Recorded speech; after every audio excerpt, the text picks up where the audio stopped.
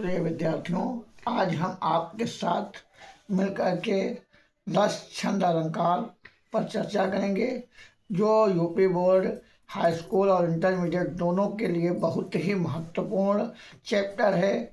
इसमें high school में एक एक अंक के 3 विकल्प 10 छंद अलंकार से तथा इंटरमीडिएट में 3 प्रश्न अथवा करके आते हैं।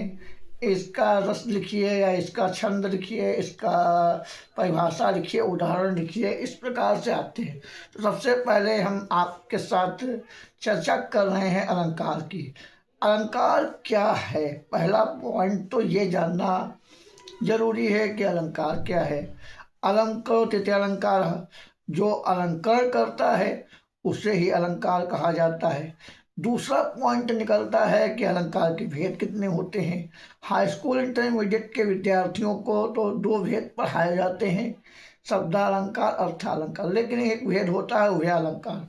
कभी कभी विकल्प में दे देता है हाई स्कूल के अलंकार के भेद कितने होते हैं, तो वहाँ पर 3 अगर दे रहा है तो 3 को टिक करेंगे, यदि 3 नहीं दे रहा है तो 2 को टिक करेंगे। दूसरी चीज बात निकल करके आती है शब्दालंकार के भेद कितने होते हैं। वास्तविकता के रूप में अगर हम शब्दालंकार की बात करें तो भेद होते हैं 7, लेकिन हाई स्कूल और इंटरमीडिएट के लेवल में पढ़ाए जाते हैं मात्र 3, जिनमें से अनुप्रास, यमक, श्लेष। अनुप्रास का मतलब होता है आवृत्ति, और आवृत्ति जहाँ पर वर्णों की आवृत्ति हो, केवल एक ही वर्ण की आवृत्ति होती है, वहाँ पर अनुप्रास अलंकार होता है। उदाहरण हम जैसे याद रख सकते हैं, चारु चंद्र की चंचल किरणें खेल रही थी जलथल में।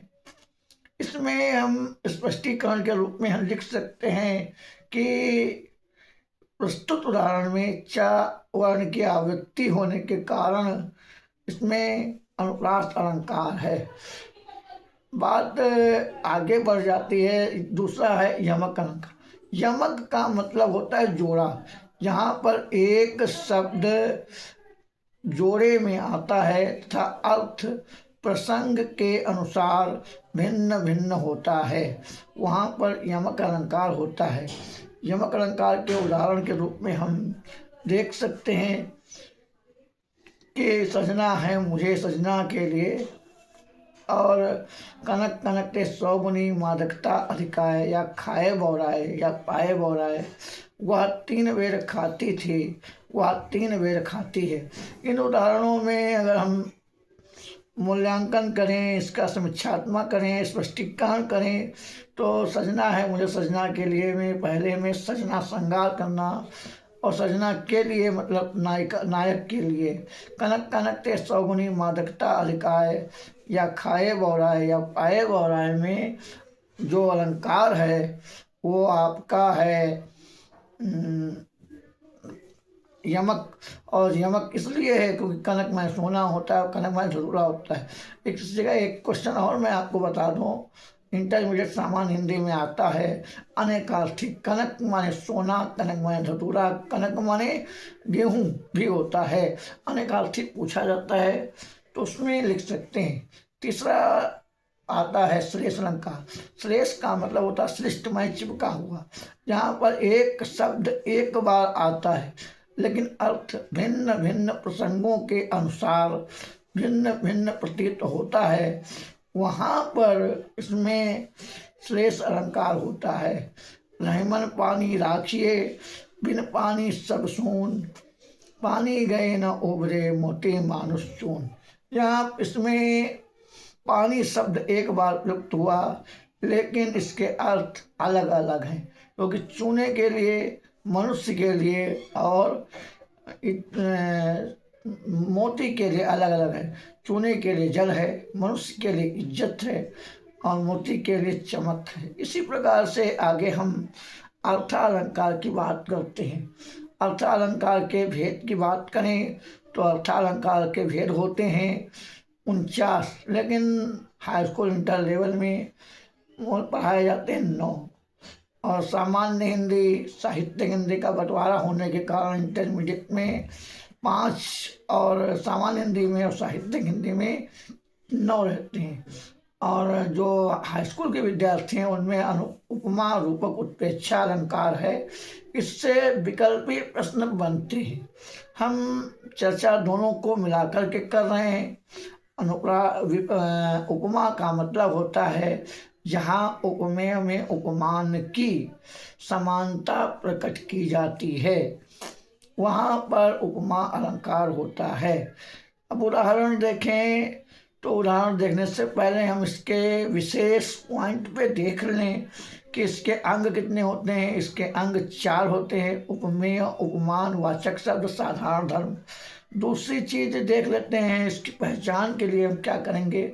जिन उदाहरणों में सा, सम, सी, से, सरिस आदि वाचक शब्द लगे हुए होते हैं, वो उदाहरण आपके सदैव उपमा अलंकार के होते हैं। दूसरी चीज है, जैसे इसका देखते हैं, हरिपद कोमल कमल से, इसमें आपका उपमा अलंकार है। सा, सम, सी, से, सरिस आदि शब्द लगा है, इससे प्रकट हो गया कि यह उपमा अलंकार है। दूसरा रूपक अलंकार। रूपक अलंकार में उपमेय में उपमान का अभेद रहित आरोप प्रकट किया जाता है। उदाहरण देखते हैं, चरण कमल बंदो हरिराई। तो चरण और कमल के बीच योजक चिन्ह लगा है, इस कारण से इसमें रूपक अलंकार है। रूपक अलंकार में हम एक चीज और ध्यान दें, जिन उदाहरणों में योजक चिन्ह का प्रयोग किया जाता है वे इस रूपक अलंकार के उदाहरण होते हैं। और बात करते हैं उत्प्रेक्षा अलंकार की। तो उत्प्रेक्षा अलंकार जो है वो अनुप्रास में उपमेय और उपमान की संभावना प्रकट की जाती है। संभावना प्रकट की जाती है, जैसे हम कह दें, बात कर लें उदाहरण की, मनो नील मणिशैल पर आतप पर्यो प्रभात। तो इसमें बताया गया कि जिन उदाहरणों में अगर पहचान की हम बात करें तो जिन उदाहरणों में सा, जो मनो, जनो, जानो, मानो, मनो, जनो आदि शब्द प्रयुक्त किए जाते हैं उन्हें उत्प्रेक्षा अलंकार के अंतर्गत रखते हैं। संभावना की गई है इसमें।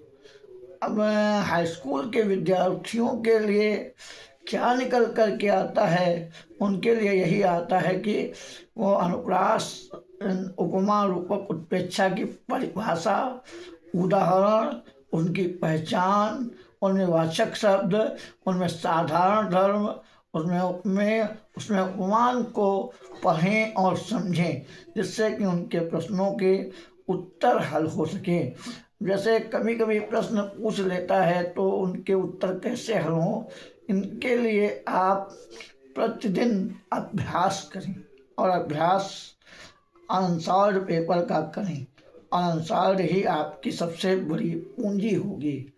अंत में मैं आप सबसे यही कहना चाहता हूँ कि यदि कोई समस्या आ रही है तो मेरे को अपने कमेंट के माध्यम से ज़रूर अवगत कराएं, जिससे कि आने वाली वीडियोज़ में हम आपको इससे बेहतर अच्छा कंटेंट दे सकें।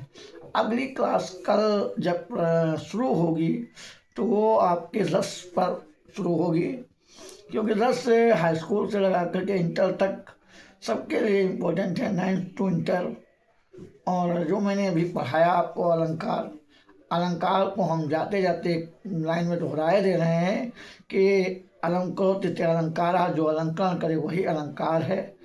और मैं आपके साथ सदैव जुड़ा रहूँगा, अपने चैनल के माध्यम से, अपने वीडियो के माध्यम से, अपने हर माध्यम से आपके साथ साथ हूँ। और जो पढ़ा रहा हूँ इसमें लापरवाही अब न करें, क्योंकि यही आपकी अंतिम पढ़ाई है। और यदि अंतिम क्षण में अपना रण क्षेत्र छोड़ दिया तो जीत हासिल नहीं कर पाओगे। न 18 फरवरी 26 दोबारा आएगी, ना आपका भविष्य दोबारा अंधकार में जाए। इससे पहले आप पढ़ाई जरूर करें। जय हिंद, जय भारत, जय हिंदी।